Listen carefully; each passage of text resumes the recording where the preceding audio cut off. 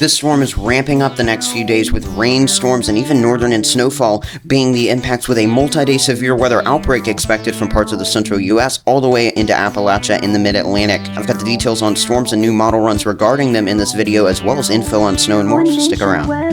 Happy Sunday, everyone, and happy Easter Sunday at that. Don't forget to check out the WeatherBell trial down below in the description for the maps that I often use throughout my videos. And if you're a new or returning viewer, please don't forget to hit that subscribe button if you find value in the content. I know this isn't the time I normally post here at One Nation Weather, but we're going to go ahead and get right into that future radar overview here using the European model. As you can see, Sunday going into early Monday here, our severe weather threat's not going to be fully ramped up yet, but we're going to be watching some showers, some wind, as well as some higher elevation snowfall back on over parts of the west, especially moving out of parts of Utah, heading on over into the Rockies there, especially into Wyoming, getting in on some of that, and some of that will even try to make its way on out over the north central plains in South Dakota. You can also see we're going to have a warm front on off towards the east. That's what I was just highlighting there. That's going to spark some showers and storms capable of especially some hail late Sunday on our eastern here, going into early Monday there over parts of especially Missouri, Illinois, and Indiana there.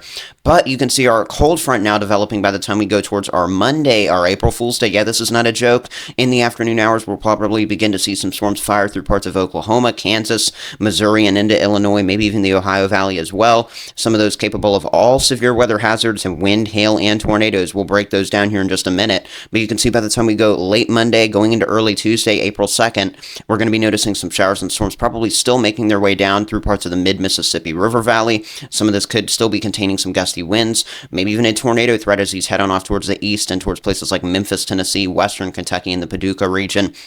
Early Tuesday morning. I think the best chance for severe weather is going to be over parts of the Ohio Valley as we head through the midday time frame on Tuesday, with some of these scattered storms continuing all the way back down there towards the northern Louisiana, though wouldn't rule out some stronger storms late Tuesday going into early Wednesday. These storms continue closer to the Appalachian zones, and you can see we could still have an existing severe weather threat through especially West Virginia on down there to eastern Tennessee, even as we head towards say the 1-2 a.m. time frame on our Wednesday morning.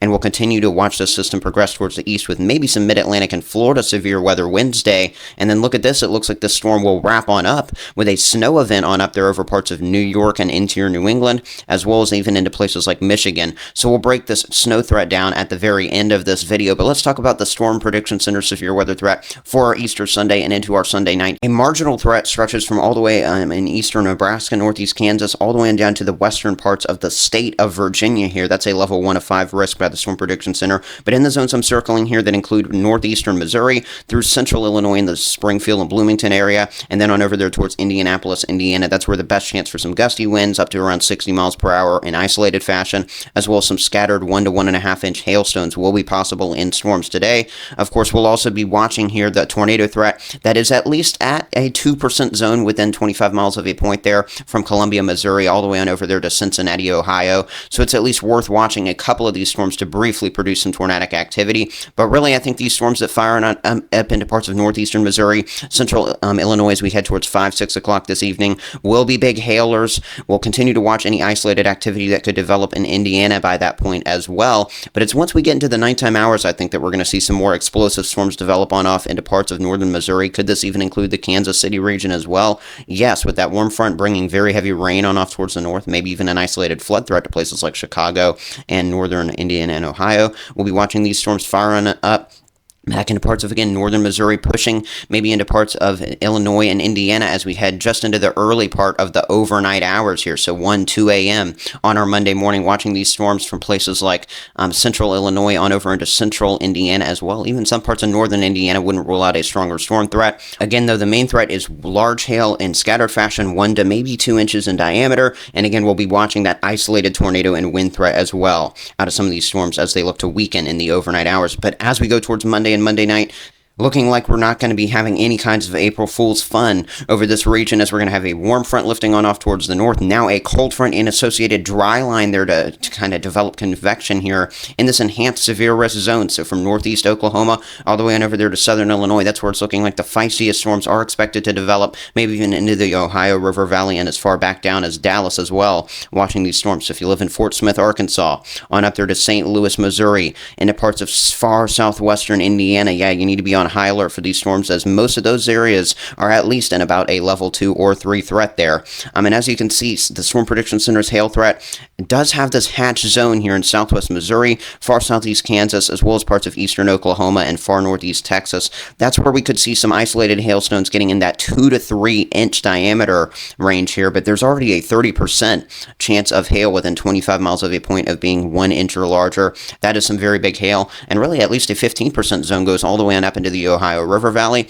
What's actually more elevated closer to the Ohio River Valley and in southern Illinois and southeast Missouri is this tornado threat. You can see that hatch zone within the 10%. And remember, 10% is already a 10% chance of a tornado within 25 miles of a point. Then you start getting into this EF2 territory there through Springfield, Lebanon, parts of central Missouri, on over towards Cape Girardeau zones of southern Illinois as well, into Evansville, and towards Vulcanies there in Indiana. It looks like we'll also have this tornado threat. And again, we could briefly see a strong tornado out of some of these storms. So let's time it out using some of our recent runs here from the early morning hours here. This is our latest run on early Sunday morning. You can see by the time we go towards the afternoon hours, the HRRR model here, painting a picture of storms over Illinois, Indiana, maybe southwest Ohio. Could we briefly see some very large hail, 1 to 2 inches in diameter, some brief tornado spin-ups as well out of these storms? Not out of the question, but I think our main convective activity is really going to get going, and convective just meaning storm activity. That's going to get going here through parts of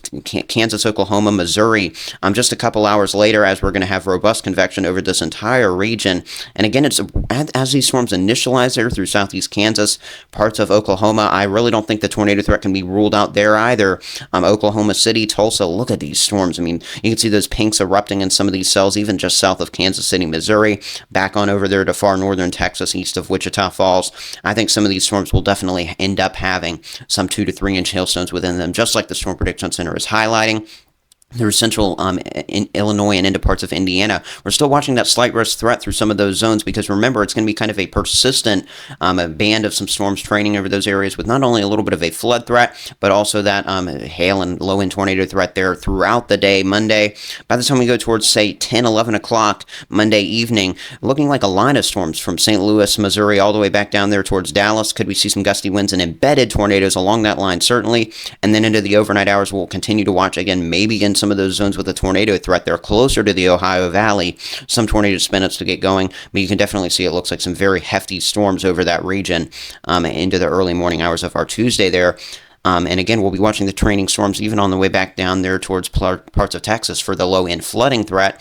Then as we go towards Tuesday and Tuesday night, we're going to be watching the warm front lift further north into the Great Lakes, into parts of New York City. Cold front moving in from the west, that's going to help to spark a severe weather threat from parts of the central Gulf Coast states and the northern parts of those states, through parts of Nashville, Tennessee, and Appalachia on over there towards mid-Atlantic. And look at this, we do have that level 3 of 5 from the Storm Prediction Center enhanced zone here from Louisville, Kentucky on over there into parts of southern Ohio. And really in the zone I've got circled right now, this is where the Storm Prediction Center in their wording on their outlooks is indicating that the ripe environment for not only some gusty winds, some lines of storms with winds and hail, but also the potential for a few tornadoes will get going. So even on over towards Washington, D.C., looking like you need to be on weather alert as we go towards Tuesday and Tuesday night. Of course, you can always check the latest weather alerts on weather.gov. But that's it with my severe weather briefing and discussion there. Let's talk about the northern and snowfall that we're going to get out of this upcoming storm. Looks like by the time we go towards our Tuesday here in the late evening hours, we'll probably see a changeover of some rain in Michigan to some very heavy snowfall. And these will be some heavy rates from Green Bay and Oshkosh there in eastern Wisconsin, and Milwaukee even, maybe even Chicago getting some snow flurries there. Heavy wet snowflakes there into the late evening of our Tuesday. We'll also see that in western Michigan, Kalamazoo areas northward there through the west central parts of the state. You can see, again, we're going to have a low pressure here somewhere in the Great Lakes region. We're also going to see one sprout on up off the mid-Atlantic coastline to bring eventual snow to the northeast. So we're going to have two different lows here sitting over the Great Lakes and northeast, and with those training around, that could really add up our snow totals here. Progressing now towards, say, the Wednesday timeframe. This is as we head into the evening. We'll probably have a lot of gusty winds Wednesday as well over this region, but we're going to be watching snow wrapping around through a lot of Michigan here, maybe even Detroit, parts of northern Indiana, northern Ohio as well, getting in on maybe some light snowfall according to the GFS model. Some of them could even have some heavier pockets, especially on up there into the northeast. And look at at this, by the time we go towards our early Thursday, look at how heavy that snow is. We've got a little bit there in the Ohio River Valley and some of the same zones with severe potential just, say 24, 36 hours before. Very heavy snow on up there through New York State, all the way on over there, even to the coastal areas of Maine, at least starting off with some snow before maybe turning over to rain.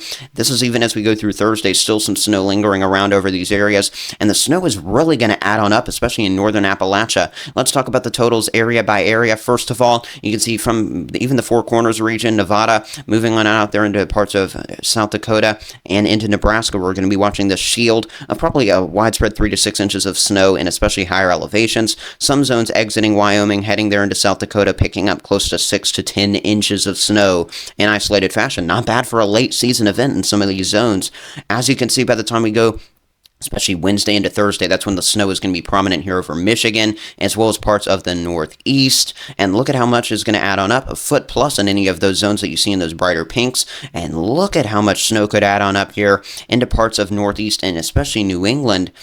Look at those totals. Yeah, 2 to 3 feet, according to the European model. This is not a joke, and we're seeing it on the GFS as well, through parts of Vermont, New Hampshire, western Massachusetts, as well as even southwestern parts of Maine.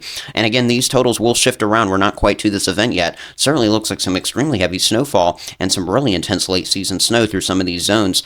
One last thing I do want to talk about is the wind gust that's looking like out of New Mexico moving into western Texas as we go through the next couple of days. Wind gusts, fire danger, of course. If you want to look at your fire weather alerts, go to spc.noaa.gov. You can always check the hazards on that map as well, or go on over to weather.gov for your latest weather information there, just in terms of your overall alerts, because we will probably see some wind advisories as well come out of this Tuesday, especially going into Wednesday. Look at these gusts picking up late Wednesday afternoon. Some 30, 40, 50 mile per hour gusts here surrounding the Great Lakes, especially on over there through parts of Iowa, Wisconsin, Missouri, Illinois.